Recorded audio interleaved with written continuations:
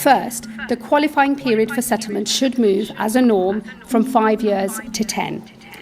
Secondly, there will be certain conditions that must be met in order to qualify.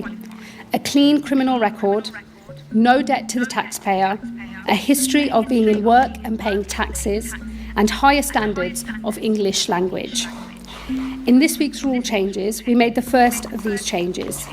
A year from now, those who arrived on a visa, now seeking settlement in this country, will need to speak English as a foreign language to A-level standard. I should also state for the record that we are talking about English as a foreign language. A working knowledge of Shakespeare and Chaucer is very welcome, but will not be a condition of settling in this country. Command of the English language itself, however, will be. Between 2021 and the 2024 general election, they oversaw net migration of 2.5 million.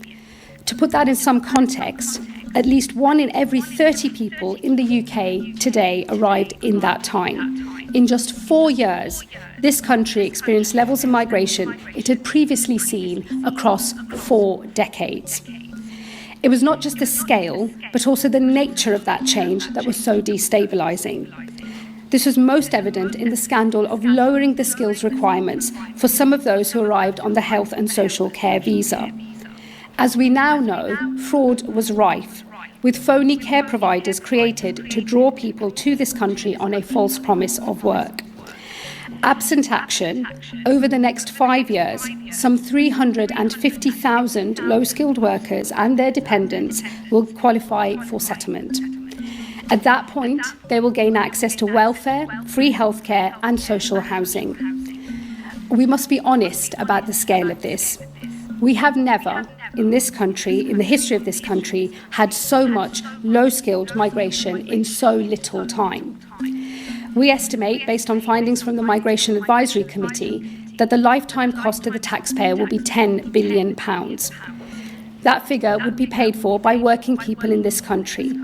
It would mean ever longer waits for the 1.3 million people in this country on the social housing list, and yet more pressure placed upon our National Health Service.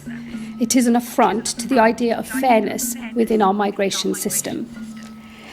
Our asylum system is no closer to embodying Labour values. Criminal gangs are profiting from their vile trade in human beings. People have travelled the world with untold suffering in the process, and over 180 people have died in those final miles across the Channel. Our own system has faced immense pressure. Since the small boats first arrived, nearly 200,000 people have come to this country across the Channel. Today, over 100,000 people live in asylum accommodation paid for by the taxpayer. And this includes both those awaiting an asylum claim or an appeal, and also thousands who have failed their claims but cannot be returned to their home country. The pressure on the taxpayer is vast. Last year alone, £4 billion was spent on asylum accommodation. It is within that context that I am embarking on some of the most significant reforms to migration, both legal and asylum, in a generation.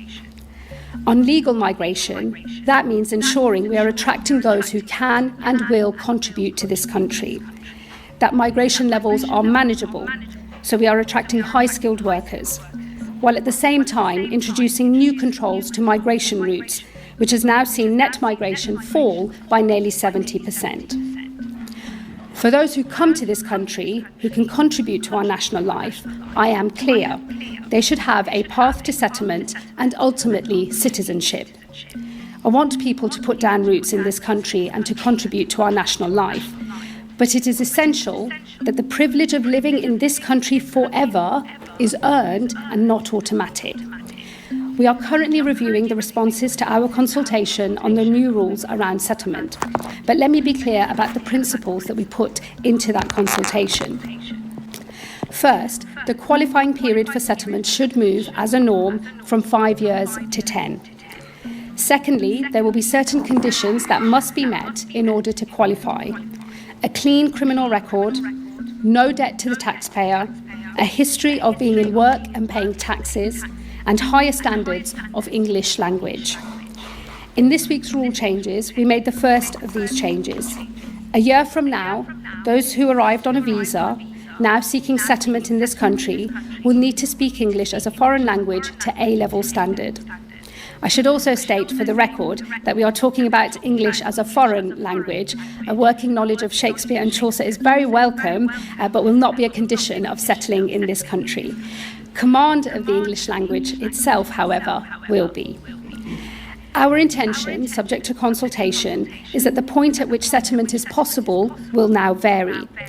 We have proposed that some will earn settlement at or earlier than 5 years, including public servants like doctors and nurses, and those who are contributing the most to the nation's finances. Others will have to wait longer before they can apply for settlement. It is entirely consistent with Labour values that we address the challenge posed by the impending settlement of the hundreds of thousands of low-skilled workers and their dependents who arrived between 2022 and 2024. That means applying any rule changes to those who are in the UK today but have not yet received settled status. If we do not, we will see a £10 billion drain on our public finances and further strain on public services like housing and healthcare already under immense pressure. That is an affront to the idea of fairness within our society. It is an affront to every family currently waiting for social housing, to those who have already spent too long on an NHS waiting list, and to British taxpayers who will inevitably foot the bill. We must restore fairness to our migration system. In the asylum system, that means we will always offer protection to genuine refugees. This country has shown enormous generosity in recent years to those fleeing war or persecution, including over 310,000 Ukrainians granted leave on the Ukraine visa schemes and 184,000 Hong Kongers who hold British nationals overseas status. We will now open new and safe and legal routes, starting this autumn by opening a new student refugee route, with the first arrivals in autumn 2027. This will be the first of a series of new, safe and legal routes, which will include a new work route and the expansion of community sponsorship following the success of the Homes for Ukraine scheme. All right, so I believe that for those of us that have watched up to this moment, you understand what this publication or what this announcement is all about. Okay, so because someone just forwarded a link to me saying that they have implemented the 10 years extension on ILR, but I have taken my time to listen to her from the beginning to the end. I did not see anywhere it was stated that, effect from so and so dates, it will be implemented. And she made it clear that they are still working on the consultation, so they have not concluded. There is no general rules about this. There is no publication. And for any new immigration policy to take effect, there must be a statement of changes. Yeah, and then I believe that whichever way they want to go about this, if they want to go ahead with the 10 years route, if they still want to keep the 5 years route, I believe that there should be a publication regarding this. Yes, she can actually come out and make the announcement, but following the announcement, there is always a, statement of changes that is always published. But so far, we have not received any statement of changes. So what it means is that as it is now, the 5-year route still remains until they have concluded analysis of the consultation they have received. So guys, please, I just want to urge us to be calm. Yeah. Let's see how this whole thing goes. If they still want to continue with it, that's not the end of the world. Please, let's just be calm. That is why I have decided to come out this evening to update us. All right, guys, please, if you have not subscribed to my channel, what are you waiting for? I bring out informations like as it hot. So please do well to subscribe. Please subscribe so you get updated of the new informations or anything happening around you. It's very, very important. And do well to like this video. Thank you for watching, and I will see you on my next one. Bye-bye. I know you got all dressed up for the club.